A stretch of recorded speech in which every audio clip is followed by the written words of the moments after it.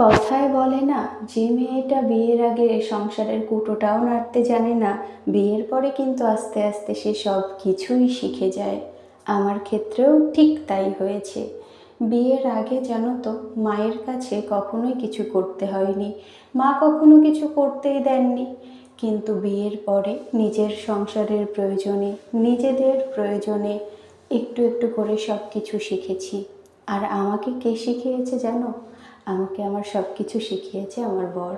Even আমাকে রান্না করতেও শিখিয়েছে আমার বর।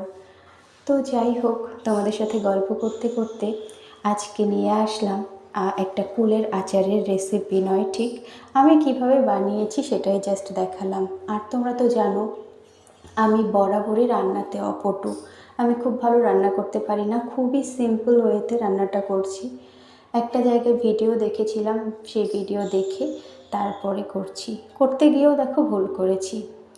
এই যে হলুদটা দিলাম, এই হলুদটা দেওয়া লাগতো শুরুতেই, কিন্তু আমি শুরুতে দিতে ভুলে গেছি, যে কারণে জল দেওয়ার পরে মনে পড়েছে, তাই আবার হলুদটা দিলাম।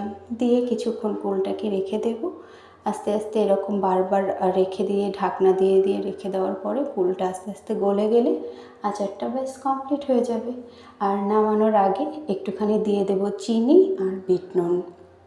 যদি স্টোর করে রাখার জন্য দাও তাহলে হয়তো ভিনেগার ইউজ করতে পারো, কিন্তু আমার মতন আচার প্রেমী যদি তোমার ঘরে থাকে তাহলে এটা গরম গরমই শেষ হয়ে যাবে। আর যদি না থাকে তাহলে তুমি কাচের বয়ামে স্টোর করে হয়তো অনেক দিন রেখে দিতে পারো। তো আজকের এই ছোট্ট ব্লগটা কেমন লাগলো একটু কমেন্ট করে জানিও। ভালো লাগলে সাবস্ক্রাইব করে পাশে থেকো। Tata, by.